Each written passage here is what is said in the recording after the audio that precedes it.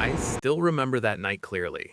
Even now, years later, whenever I hear the distant rumble of a subway train, my chest tightens a little. I had just finished a late shift in Manhattan. It was close to 1:20 a.m., and the city had that strange quiet it gets after midnight. Not silent, never silent, but calmer. The kind of quiet where every sound echoes a little longer than it should. I walked down the stairs into the subway station on West 4th Street, rubbing my eyes and checking the time on my phone.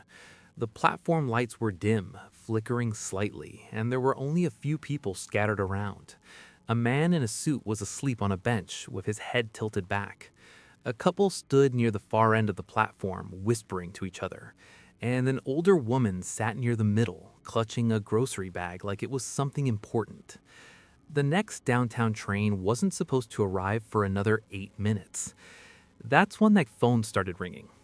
At first, I ignored it. I assumed it was one of those random spam calls. But then it rang again, immediately after the first one ended. I frowned and pulled the phone out of my pocket. The screen said unknown number. I almost didn't answer, but something about the timing felt strange, so I picked it up. Hello? For a moment, there was nothing. Then I heard breathing. Not loud, not aggressive, just slow, steady breathing coming through the speaker. I pulled the phone away from my ear and checked the screen again. Hello? I said again, louder this time. The breathing stopped, and the call ended. I stood there for a second, staring at the phone, trying to figure out if it was some kind of prank. Around me, the platform was still quiet. The couple at the far end were still talking. The man on the bench was still asleep. I shook my head and slipped the phone back into my pocket. Then it rang again. Same number. Unknown. This time I answered faster. Look, if this is a prank, a voice interrupted me. Don't get on the train. I froze. The voice was quiet, calm, almost careful. Who is this? I asked. No answer. Just silence. Then the call disconnected again. I wish I could say I ignored it and went home like a normal person. But the thing about the human brain is, once something strange happens, you start noticing everything. Suddenly, the station felt different. The flickering lights above me seemed darker. The empty tracks looked deeper somehow. Even the sound of the ventilation fans felt louder than before. I checked the arrival board. 2 minutes until the train. I kept telling myself it was nothing, just some bored person making weird calls. But then my phone vibrated again. Another call. Same number. I hesitated, then answered.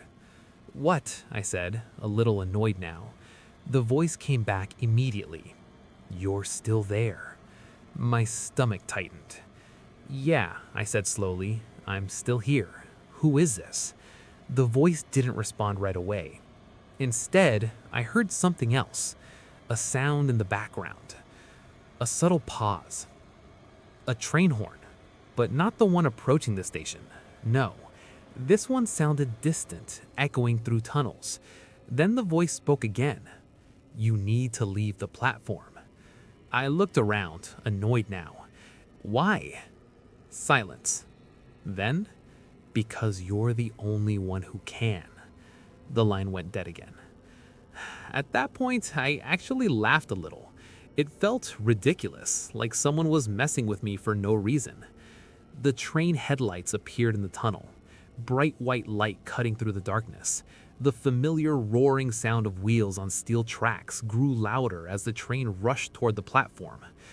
And that's when something strange happened. The old woman with the grocery bag suddenly stood up. Fast. Too fast.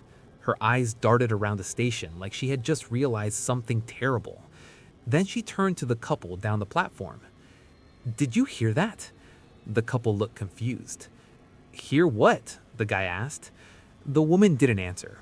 Instead, she looked straight at me. Her face had gone pale. Your phone. Was that your phone ringing? My chest tightened. Yeah, I said slowly. She stepped closer, slowly, carefully, like she was afraid of the answer she was about to hear. Did the voice tell you not to get on the train? My heart skipped. How do you know that? She didn't answer. Instead, she looked toward the tunnel, where the train was now seconds away from arriving. The wind from the approaching train rushed through the station. Paper trash skittered across the floor. And then the woman whispered something that made my stomach drop. Because my phone rang too. And suddenly, 3 more phones started ringing across the platform. The sound of those phones ringing all at once echoed across the platform in a way that made the whole station feel suddenly smaller. Not louder exactly, just wrong, like the sound didn't belong there. I looked around quickly. The man who had been sleeping on the bench jerked awake as his phone vibrated violently in his hand. He blinked, confused, staring at the screen like he couldn't believe what he was seeing. The guy from the couple pulled his phone from his pocket too. Ring, ring, ring. 3, 4, maybe 5 phones ringing at once, and every single one of them showed the same thing. Unknown number. The train was almost here now. I could see the full headlights blasting through the tunnel.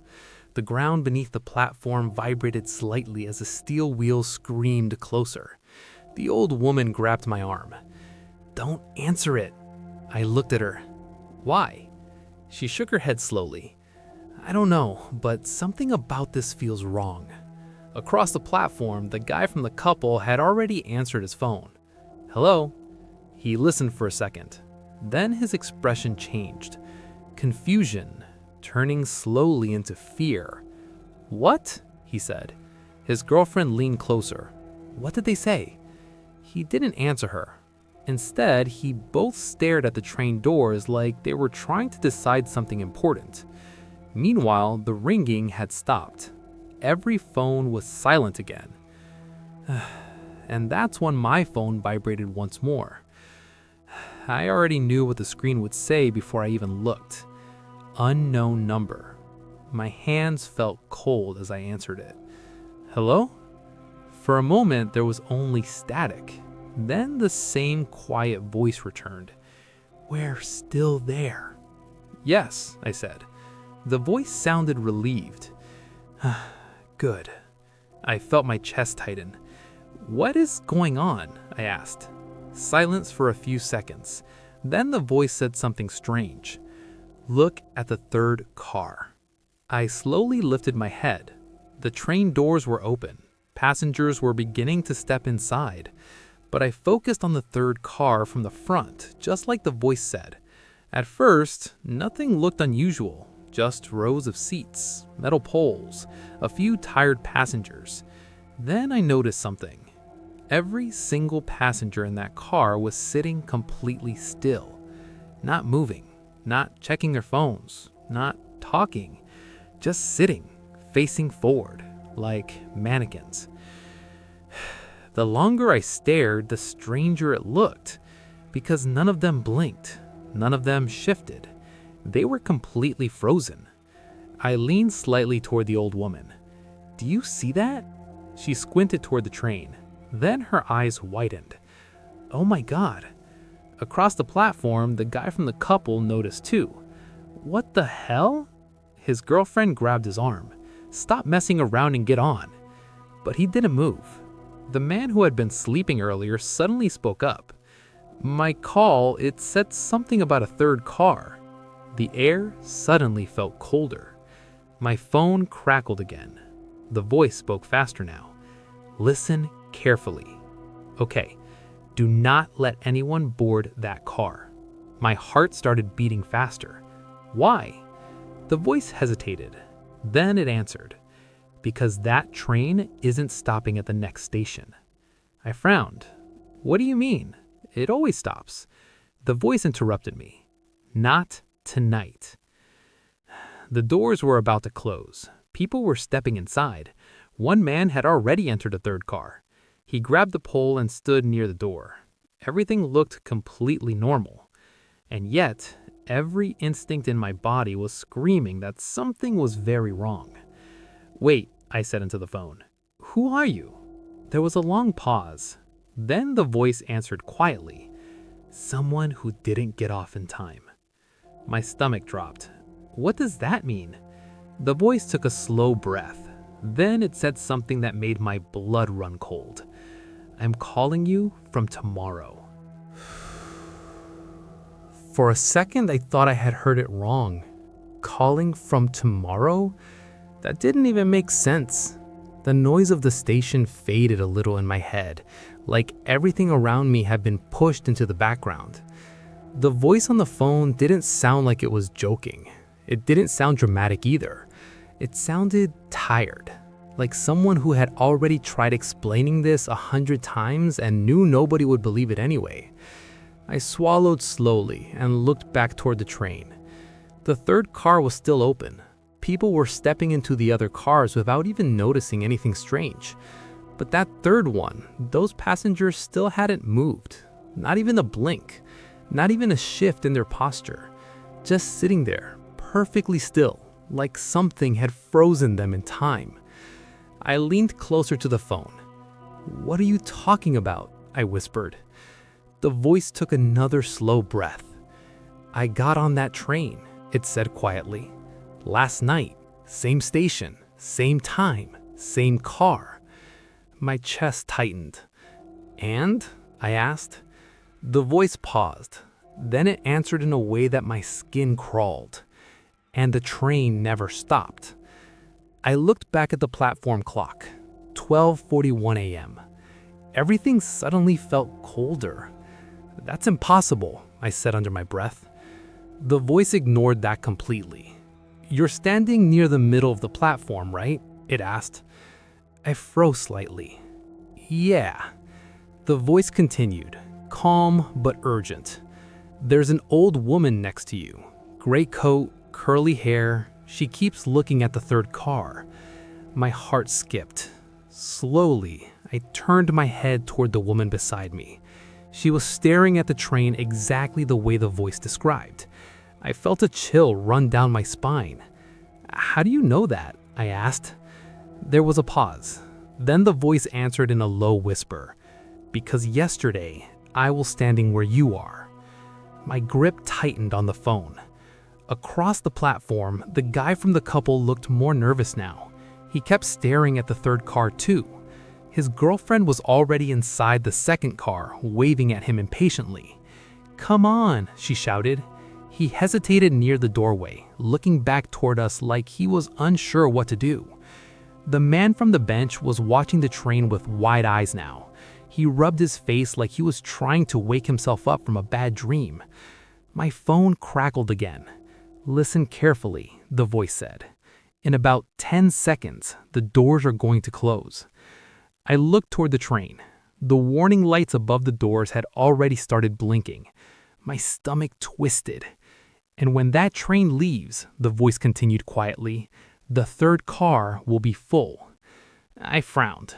"What do you mean? It's already—" "No," the voice interrupted softly.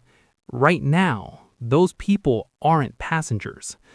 The sentence hung in the air for a moment.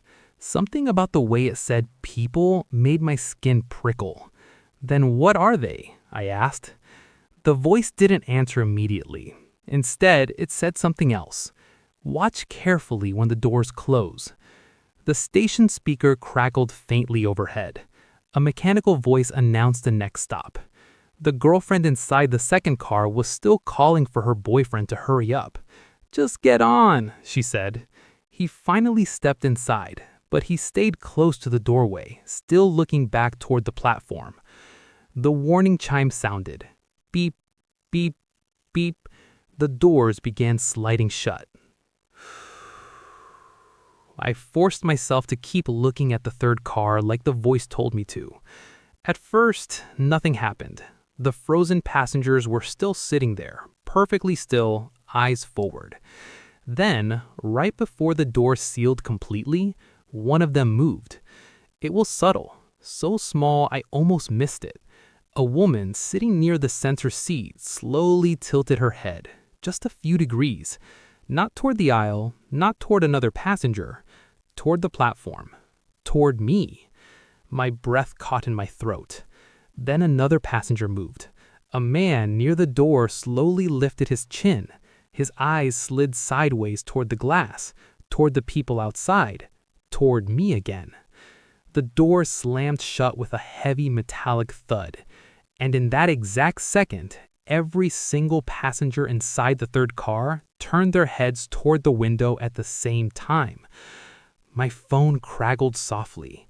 The voice whispered something that made my blood run cold.